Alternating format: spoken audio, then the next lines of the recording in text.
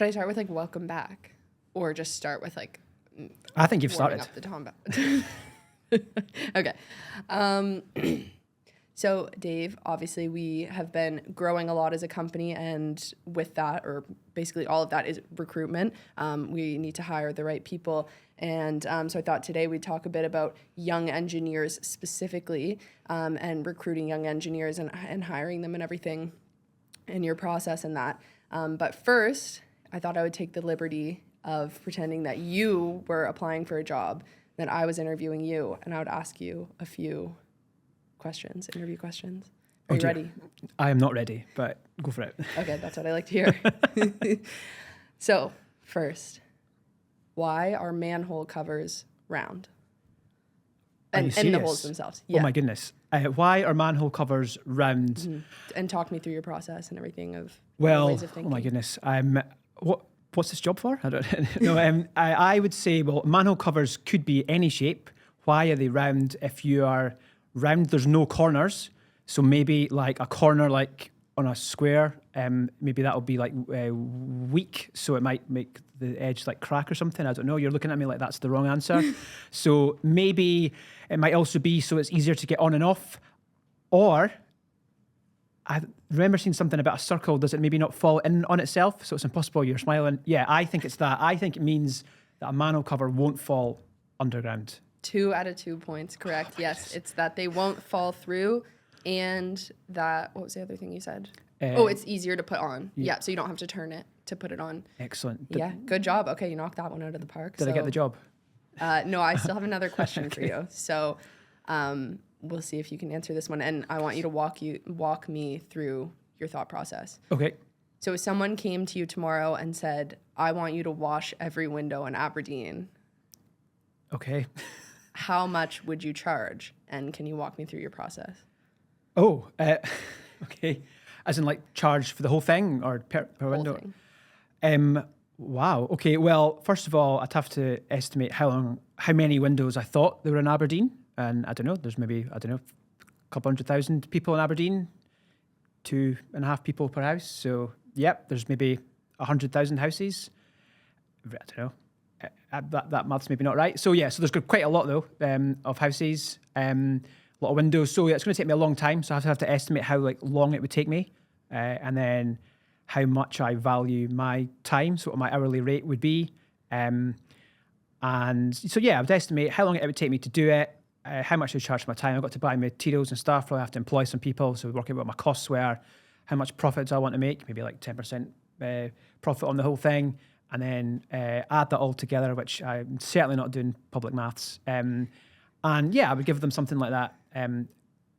Is there more follow up? Can you give me just a ballpark figure? A ballpark figure. Yeah. Oh my word. I think you will get through 100 houses a day. No, definitely wouldn't. I'm going to charge £250,000 to wash every window in Aberdeen. Okay. And I think, yeah, I could do that and make 10% on that. When can you start? I can start right now because I don't think I've. These The interview was for a window washing position, so I can. Fantastic! Yeah. I can start right away. Okay. Yeah. Awesome. No, good work. So obviously, I think everybody can tell a crazy interview experience that they've had. Job interviews are just one of those things that people have to do and nobody likes doing. Do you have any crazy interview stories yourself? So although I made a fool of myself probably with those answers, I think the only thing that you can do wrong is not say out loud what you're thinking. There's lots of these types of questions. I been asked in the past, how much does a jumbo jet weigh? And that sort of stuff, and they've got no idea. And I would think what the interviewer is looking for is just breaking it down to it's got 2 wings and 4 engines and 400 people and blah, blah. And I actually asked the person who asked me it years later, and it turned out that was his go-to question. And I was like, how much does a jumbo jet weigh? And he goes, Dave, I honestly have no idea. So it's not about the answer sometimes. It's about, can you think methodically? Can you do something quickly on your feet? So there's lots of, you hear quite a lot of crazy questions like that, or riddles or things like that. And we at Salus, we've now retired the question, but for our engineers, we would ask about halfway through, what I thought was a really easy question. What is 25 times 25? And, you know, I wouldn't ask that for every like job that we recruited for, but certainly for people with like master's degrees in engineering, you'd have thought that they would at least give it a go. And yeah, okay, so the answer is like 625, and probably the perfect answer would be, you know, well, 10 times 25 is this, so times 2, and then, you know, 5 times 25 is 125, but add it all together. But I've had, some very qualified engineers like fail to answer, say like 20,000. I did have one guy who like straight away just went 65 and just looked at me deadpan, and then I had to like move on to the next question. So I think if you're ever getting interviewed and you do get asked a curveball, don't panic. It's what you do with the curveball is probably what's being tested. So just take your time, think methodically, and just say out loud what you're thinking. Because even if you're like wrong, but you like show that you've like broken the like problem down, you'll probably be okay. Or like, you certainly would if I was asking the question. So yeah. Absolutely. Yeah, it didn't happen to me, thankfully, but I have a friend who I went to university with who was in a job interview, and they said, "What's your favorite song?" So she was probably thinking of something like motivational, inspiring, whatever, to make her look good. And she answered, and they said, "Perform it for me." I think I would just walk out, but that's going into the Salus repertoire now for questions. So anyone who's listening, if you've got an interview with Salus coming up, you can expect that. No, and yeah, I think you have to ask something that's like relevant to the job, but you should go into a job interview expecting, you know, there's obviously some questions that come up that you can expect to come up or some form of it. But yeah, I think you should expect at least one question that might make you, you know, squirm like bit, yeah. So going back to the young engineers and everything, what is something that young engineers can do specifically when they're looking for a job? How should they present themselves in an interview? The whole process, what can they kind of I think the end of your question is probably the right thing. It is the whole process. So at Salus and in previous roles, I must have interviewed, 60, 70 engineers, most of which graduate engineers. And yes, it's all about the interview. But I think one thing to sort of get across is like when you apply for a job, you're entering a competition. And especially for a small business, there's only one person that can win that. And that's the person that gets the like job. And from the moment you apply right through to like after even the interview's like done, that's all under assessment. You know, how quickly you follow up to emails, what time you like get there, how you're dressed, how that you conduct yourself, how you like follow up. And I think a lot of people probably forget that. They think the interview starts and ends with the questions. And there's like loads of things that I see like again and again. And we actually give some advice to people ahead of coming to us for an interview, and they still end up doing these things. But so, for example, like even for the last few rounds of engineers that we've hired for, like more than 3 people have turned up more than an hour at our reception and had to wait outside, like more than an hour early. You know what I'm trying to say? Or and it's like that's fine. There's probably but there's a nice coffee shop just next to our like office. So if you get there early, don't come into the like building. And I think probably the biggest thing is the preparation for questions. So the interview is you selling yourself. It's you trying to show the person that you are the right person for that role. And especially if you're interviewing at a smaller business, the person interviewing you is probably the person that's going to be working with you, or certainly working with you in part. So, it's a really good opportunity to impress and to stand out. So quite often I see people give the answer that they think that they want to like hear, when really I'm certainly looking for more of like personal answers, more about the person. If you've got a degree in engineering and we've read your CV and have asked you to come for an interview, we obviously think that you're qualified and suitable on paper for the like role. So it's you that we want to hear about. And one example would probably be anyone who does an engineering degree in their 4th year does a big engineering group project. And we all have a similar experience where it's hard, you learn loads, there's always one person that doesn't pull their weight, and it's always a like rush to the like end. And yes, that's very relevant if you're going for a job as an engineer. Without fail, every single person tells me at least one of their answers to a question is about their university project. And that's an acceptable answer, but that does not help you stand out, because every single person who's also up for the job has got the exact same experience. So I would always say, look, yes, that might be relevant, but what about you? What do you do in your spare time? Do you have a like job? I bet there's loads of experiences like there. What's different about you? What can you do to make yourself stand out? And And I think about questions as well. Right, fine, we had a bit of fun with some, quite out there questions. There's only so much preparation that you can do for that. But I used to ask our first question, which was, with what you've read about the company, why do you think that you're suitable for this role? And that essentially is, prove to me that you've at least researched the company a little bit and now tell me a bit about yourself. And and I think that is a free hit. That is, I don't think there could be an easier way to start an interview. And I'd say a good third of people aren't prepared for a question like that. So you should almost have like half a dozen stories about yourself that might be an appropriate answer to like multiple questions, conflict you've resolved, teamwork, problems that you've had, things that you're proud of, and like rehearse them, like have the answers ready, even if like it's not quite the perfect answer for the question that you've been asked, like get it in. And I can tell straight away, one or two questions in, if someone's like really prepared for the interview.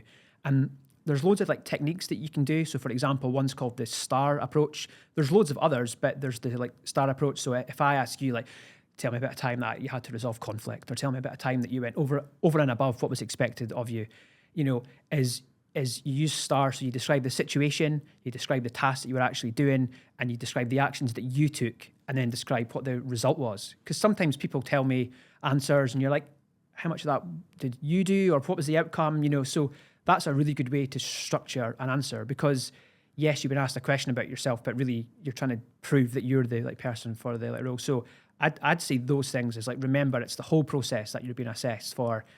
Really prepare your answers, and give relevant answers to the like role that you're applying, but try and stand out. And I think you'll go really far if you do that. Yeah. And then what about after the interview? So I think, in my opinion, I think a follow-up email is so important, just to thank the interviewer for their time. They're interviewing lots of people. I'm sure lots of people applied. So it's really important, in my opinion, to thank them for their time, and obviously makes you look good. And, a lot of people don't like to do that, but I think it's so important. What are other things that you think are 100%? important? And it's not something that would be natural to like me to like do. If I've got a meeting with someone booked, I don't message them my like head to say I'm excited and don't thank them for it afterwards. But lots of people do that, and I quite appreciate sometimes when I get a nice thank you email afterwards, or an email before, to say how excited that they are. And again, it just further proves how serious that you are about the like role. But even before like the interview's ended, once the questions have ended, if someone says to you, do you have any questions for us? That in itself is a question. And yes, probably some of the questions that you had will have been answered, but you need to have a few good questions aligned. And again, it's to show that, you're very interested in the role, you've researched the company, or if there's things about yourself that maybe you haven't got across. So I'd say prepare probably like 4 or 5 good questions to ask the interviewer. Some of them will be scored off, but you should have some things there. Again, I'd say at least half the people that I've ever interviewed have had no questions to ask. Yeah, I think that is absolutely non-optional, is having questions at the end. The worst thing you can do is say, nope, I think that was all good, because I think a lot of it is like, all you're concerned about is getting the job, but it might not be the right job. Like, why don't you want to know more? One of my go-to questions at the end of an interview is to ask, what's your favorite part of your role? Because, people love like talking about themselves, which isn't a bad thing, but it also gives you insight into what the daily kind of life is like at the company and everything. And then also a question kind of about your role, like what does success look like in this role or something like that. I think questions like that are really important. Someone asked me, and it caught me off guard. It was amazing. He said, if I was to get this job and I had my annual performance review in a year's time, like what would success look like for you? Like, what would it look like for like you to think that hiring me was a success? It was something like that. And I was like, oh my goodness, that's, I think a really good thing that you can do to prepare is, if you've got a cohort, like a group of people that you're like in a similar position, is interview each other.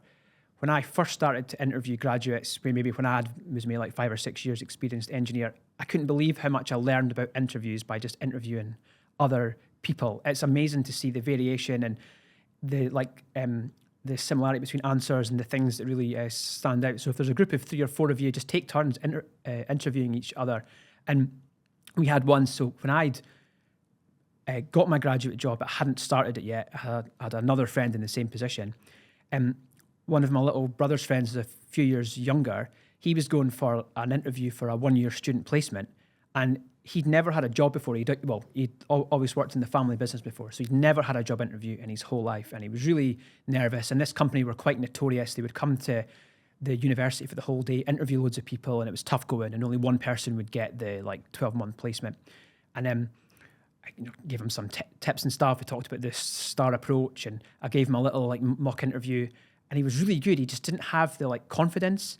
And that point I'd said about try and stand out, try and be a bit different. He would almost self-doubt himself. He would be like, do you think I could say this? And I was always like, yes, say that. He's a really, really interesting guy.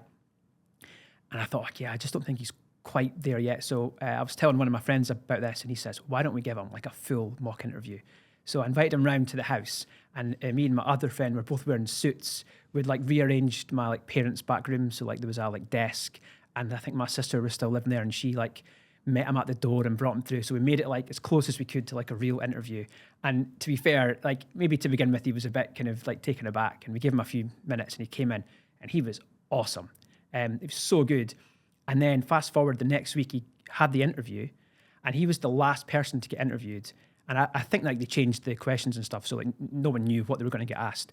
And he said all his friends were that was awful. There's this one guy in particular, he doesn't give you anything, And he walked in and sat down, and they went, oh, hi there, right, so first question, tell us how you prepared for this interview. And he just told them this story that I've just told, and he said both of them were just killing themselves, thought it was amazing.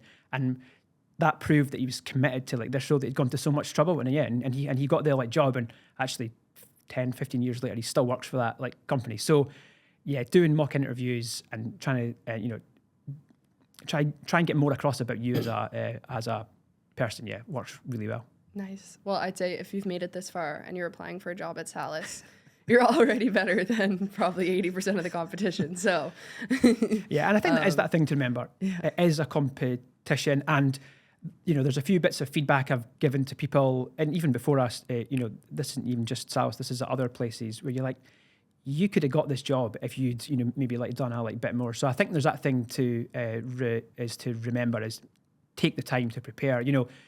Often graduates get interviewed around exam time, so you've got to study and pass your exams to get your degree, but you've also got to spend some time, going to interviews and applying for jobs. So spend the right amount of time, but you'll find a massive increase. But I think that that secret sauce is practice with interview other people, and you'll learn so much. I think so too.